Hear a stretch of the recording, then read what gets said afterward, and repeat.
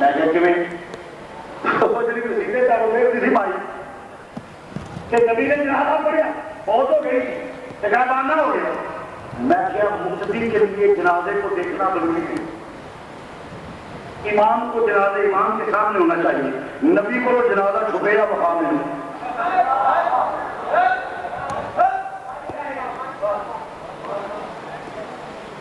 یہ دنیا کو پتہ لگ گیا کہ مسئلہ کی بیان کیا ہے. سارے آگے تو ٹھیک نہ کیونکہ جس نے کھلو گیا کہ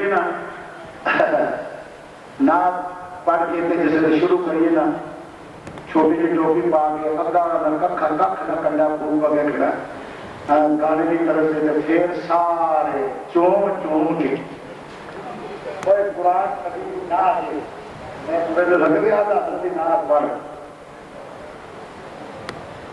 ہر چیز نعمت سے زیادہ بڑھاؤ گے تو نقصان اٹھاؤ گے. آندھی کی نعمت ایک لمٹ ہے. ضرور پاؤ ایک لمٹ ہے. مرچا پاؤ ایک لمٹ ہے. گنڈے پاؤ ایک لمٹ ہے. جیسے گوشت کی کھا ضرور پا دے گے کھانا کٹا دے سارے جی کیا ضرور پانا جائز نہیں ہو جائز سے ہے میرے کو سارے منہ سے مار کے لے جاؤ. ہر چیز کی لمٹ ہے. قوم کو مذہب دسو ایمان دسو ایمان کا تفصیل کری ہے واپسی کو کھاد کی نہ کھانے ساری قوم کو بیماری لگی ہے. لگے پھر اپنے بات سے برا بات اللہ کا کچھ ہے. میں صحیح بات کروں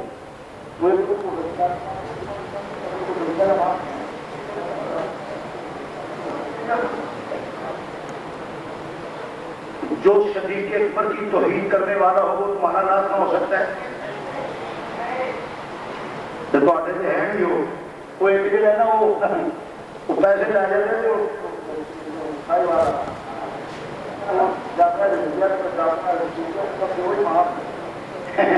یہ ملاد کا کھانا نہیں کھانا چاہیے. پیسے اخبار نہیں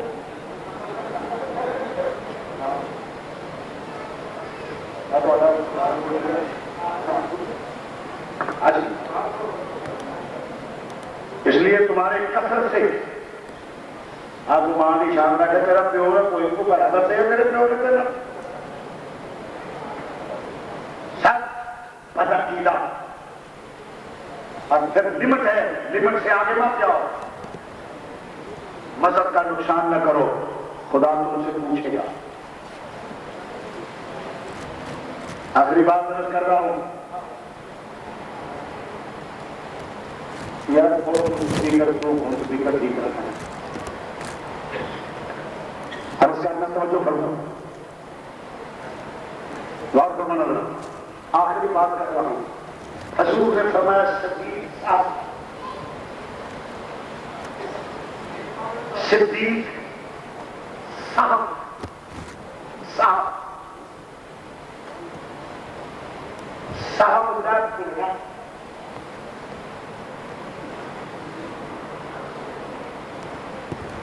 حضور علیہ السلام جماعت کراؤں سے بڑا دین پیش کرنا مدد ہو جائے گی. جماعت کراؤں سے گھر پہ کاتا پڑی گئی اندر ہے سیابی نے رکھتا یا ہوگا میرے کاتا فرمایا کیوں حضور آپ نے ایک کاٹ پڑی سیابا نے پوچھا گیا کہ حضور صحیح آتا ہے فرمایا چوکی پڑھ لو. نبی نے چوکی پڑھا دی جی رہ گئی شروع پڑھاتی تو کہا دسیا کہ نبی کے صاحب کے ہزار حکمتاں ہوئی پوری قوم نے دفاع حاصل کیا کہ جس نے تمہیں لکھا پی جائے شیطان کو کھاتے ہوئے بلاتا ہوگی تھوڑیاں پہلا کے جدھر گا لو ادھر فیصلہ کر لو نہ ہوگی جب کو لکھ جاؤ اٹھ کے پڑھ لو نہ ہوگی تو اٹھ کے پڑھ لو. نفع ہو گیا نماز پوری ہو گئی. یہ ہے صاحب. حضور نے فرمایا صدیق صاحب میرے نبی کے صاحب پوری قوم 1400 سال گزر گئے. جب بھی کوئی نماز کا معاملہ تو بھول جائے اسے نفع ہے. نبی کا صاحب اس کی رہنمائی کرتا ہے.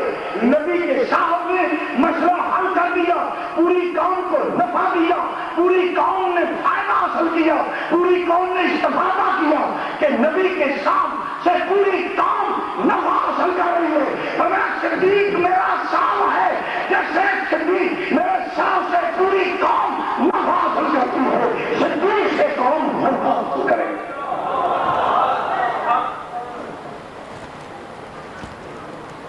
کیوں کہ عقیدہ وہ رکھو جدو کسی کو عقیدے کا رلا پہ جائے کہ دفعہ صدیق کو حاصل کرو، میں صدیق کا عقیدہ کروں۔ آخیا تیری مثل کوئی نہیں، تیرے مردا کوئی نہیں، تیرے برابر کوئی نہیں، تیرے جا کوئی نہیں، تو صدیق اکبر کا مثالوں پہ جانا، حضور کا مثالوں پہ جانا، وہ بات میں آپ کو قدر کو ادھوری نہ رہ جائے۔ مسئلہ ہے کہ پہلی گل ہے امام جنازہ ویکھنا ضروری ہے، مقتدی کا نام ویکھنا ضروری نہیں، کہ نبی کو جناب مائی غیب ہے ہی نہیں، وہ میں دلیل میں وعدہ کرو کہ دلیل کا پیش کرنا۔ نبی جانے پہ دو قبر آ گئی ہیں، فرمایا چھوٹی پھل کھجور دی، دو حصے کر کے کو رکھی ایک کو دیتی، یا اللہ کی فرمایا مذاب قبر اٹھا سکتے، ایک پیشاب سے چھڑنے کو پریز نہیں کرتا، ایک جڑا ہے وہ ٹوبل کھول دی، کہ جدو تک چھوٹیاں ہریاں رہن گیاں انہوں نے عذاب میں تکلیف رہ کیوں کو ذکر کر دی، ہری شاخ ذکر کر دی، معلوم ہے قبر سے بڑے نل قبر والے نو فائدہ ہوتا ہے۔ تو فرمایا انہوں نے عذاب ہوئے، ان کو سیاسی نال نہیں، جیڑا نبی لنگا لنگا دونوں قبروں میں وہدا پیا، معلوم ہوا نبی کو مردے چھپے ہوئے نہیں کہ امام کا ویکھنا ضروری ہے، مفتی کا ویکھنا ضروری نہیں۔ امام کا مردے ویکھنا میت نوں امام کے سامنے ہونا ضروری ہے، مقتدی کے سامنے، تو میرے نبی کے سامنے سی مائی لہذا غائبانہ جنازہ نہ ہو۔ غائبانہ تو وہ ہے نا جہاں نبی کو نظر نہ آئے، کہ کائنات کی کوئی شے میرے نبی کو چھپی ہوئی نہیں۔ نبی نے 3 دن تراویحاں پڑھیاں، صحابہ نے اسی طرح پڑھتے مہینہ پورا، تے جے غائبانہ نماز جنازے کا جڑا مسئلہ میں دسیا یہ نہ ہوتا تے پھر صحابیاں بھی پڑھنا چاہیے، نہیں سمجھا میری گل؟ پھر تو صحابہ صدیق اکبر کے دور میں ہوتا، عمر فاروق کے دور میں ہوتا، عثمان غنی، مولا مرتضیٰ، خلفائے رسول کے دور میں تو کم از کم غائبانہ نماز جنازہ پڑھی جاتی، نہیں کیوں کہ یہ خاصہ صرف حضور کا ہے، حضور کے سامنے مجلس ہے، حضور سے کوئی چھپا ہوا نہیں، لہذا کوئی غائبانہ نماز جنازہ جائز نہیں کہ سارے جتنے کھڑوتے سب بے وقوف سے جاہل مطلق میں کوئی نماز میں غائبانہ نماز جنازہ کرے یا نبی کو غیب سنا ہوتا ہے۔ امام کو جنازہ غائب ہوئے تے جنازہ میں مقتدی کا ویکھنا ضروری نہیں، تو نبی کو کوئی غائب نہیں۔ عزیزان گرامی، اس لیے حضور بھی قبروں پہ گئے، شہداء بدر کے جانے، شہداء احد کی، تو یہ عرس قبروں پہ جانا۔